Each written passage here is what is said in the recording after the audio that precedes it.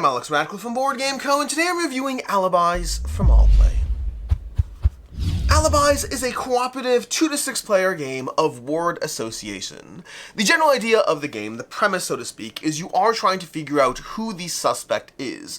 There are going to be 13 cards, although I should say some of the stuff does vary based on the number of players, but there's going to be 13 cards in play, each with their own little word associated with it. I myself have 2 cards. I don't even know what these are. I haven't looked yet. I also have a little grid where I can start marking things down, and then we have one particular character out of play, and this is the player we're trying to figure out who they are. Now, ultimately, this game is going to play out across 3 rounds, and your goal is to remove all of your heat. You have these little heat tokens, you're trying to remove them, and you're going to play across 3 rounds trying to get rid of as much as possible. Now, technically, you actually don't even need, well, again, depending on player count, you could possibly finish and win this game if you had a perfect game in the only 2 rounds, but that's very, very hard, and I have yet to have that happen. Let's talk a bit more how it plays. I'll give you my thoughts, timestamps to everything down below.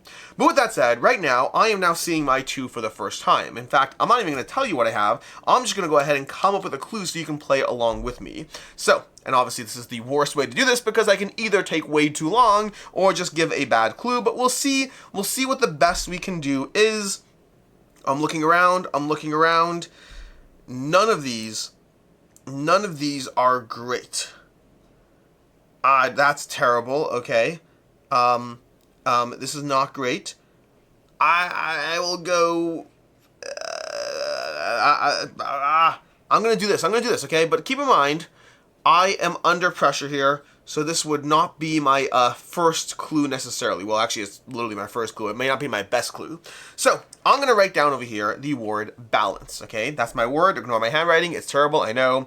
I'm writing down the word balance, and all you know right now is that balance corresponds to 2 of these 13 cards. Now, technically, you know a bit more because you also were given 2 of these cards, so you know the 2 that are yours. So, for example, just to give a random example, let's pretend you, the viewer, are currently, I'm going to give you 2 here, okay? Let's pretend yours are karate and spoon. So you know that karate and spoon are off the table. Now, every other player knows 2 different pairings of words that are off the table, and that's going to be 6 total pairings, and 2 of these, or 1 of these, is going to be the specific person left here. So for example, well actually I won't give an example because I might give you a tip, but 1 of these 13 is going to be the person left in here, 2 of them are mine, 2 of them are yours, and 2 of them are everyone's. Again, there are changes based on the player count, it all works pretty well. So right now, you see balance, and you're like, I have no clue what balance is. It's not the best clue. I was going with check and Rome. Why? No idea. Well, not no idea. I was going to do bank at first, because check and maybe Rome is with bank, but cash would be with bank, so that couldn't be right. And then balance, because like, you know, it checks is like, you know, you check the balance of things, Rome's it's terrible. It's terrible. Don't judge me. Don't judge me. I have better clues when I have more time. But the point is, I'm trying to come up with a way to link 2 different random words. In case it wasn't obvious, by the way, these are cards that you can have any number of different combinations of cards on the table, giving players different configurations of which words they're trying to do.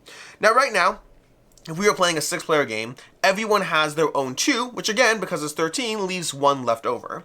What happens is you're going to go ahead and on this board, you're going to mark, first of all, you're going to mark your own 2, because you know your own 2. I know that Rome and check were mine, that's 1 and 11, as illustrated on these cards over here. I'll find my symbol over here, and I'll mark down my symbol in that board over there.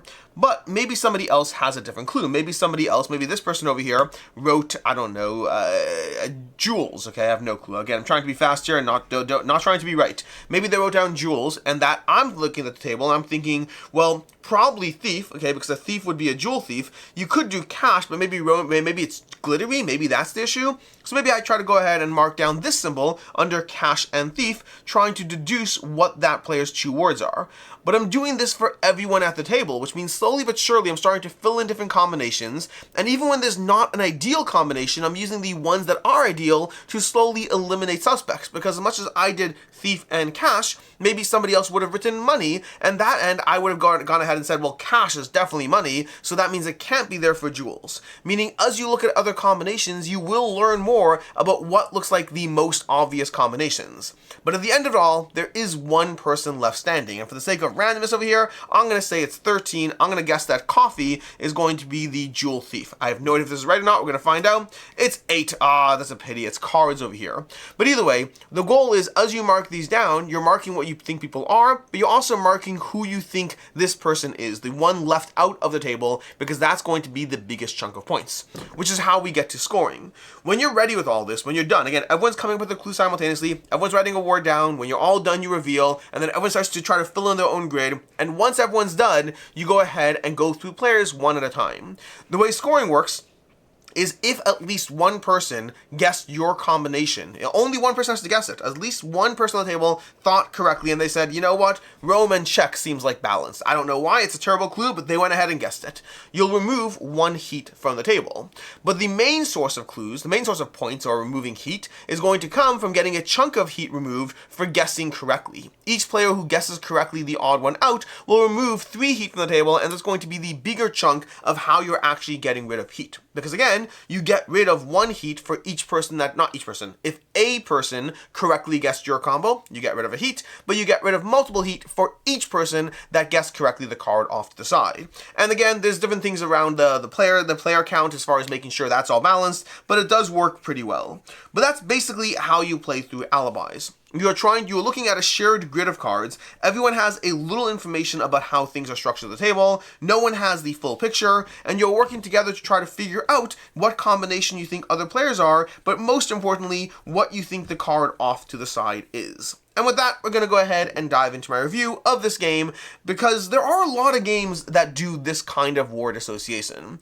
In general, you're trying to link different words. In this case, you specifically have only 2. You're trying to specifically link 2 words together based off of nothing else except how you think you can combine them, and then also the other words at the table. Because again, I might have done bank, which I'm not saying it would have been better, but with cash on the table, or even thief on the table, bank would have been a much worse combination for check and Rome. So you're trying to link it all together, which gives you that word association puzzle. And as far as what I like about this kind of game is I like this kind of game. I like word association puzzles. I like games that force you, the player, to be clever about finding a linkage between 2 words when you don't necessarily think there can otherwise be a linkage. If you've played any games like this, any game that have that kind of word association puzzle, you're trying to figure out how to tie things together. Sometimes you get handed an easy one. If you have cash and thief, that's a little easier. If you have tape and coffee, a little bit less so. Do those things hold you together? I don't know. You have to find a linkage between words that don't always seem related while taking into consideration the minefield of other words at the table.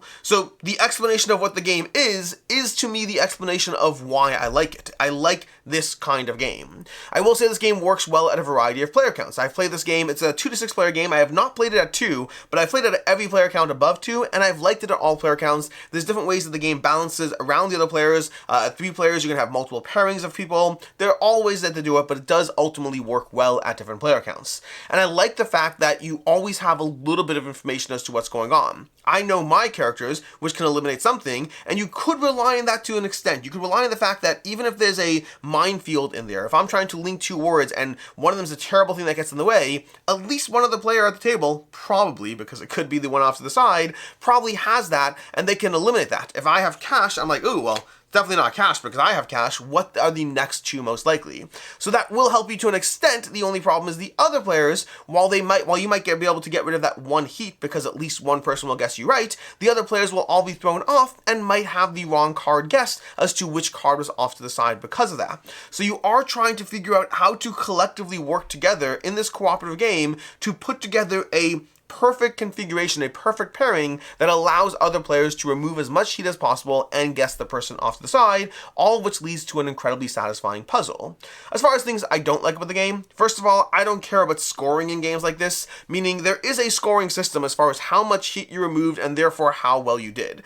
I don't care about that. I'm playing this game to ideally get rid of all the heat, which I have yet to do, by the way. I've played this game a lot, and I've yet to actually get my heat down to 0. And to be clear, Getting your heat down to 0 is not even a perfect game, it's just the quote-unquote perfect score. In theory, a perfect game would be nothing wrong at all ever. I'm not even trying for that, I'm just trying to get this game won with heat down to 0. So I don't care about the scoring mechanism, it doesn't bother me either way, I just ignore it. I'm trying to remove all my heat in the game.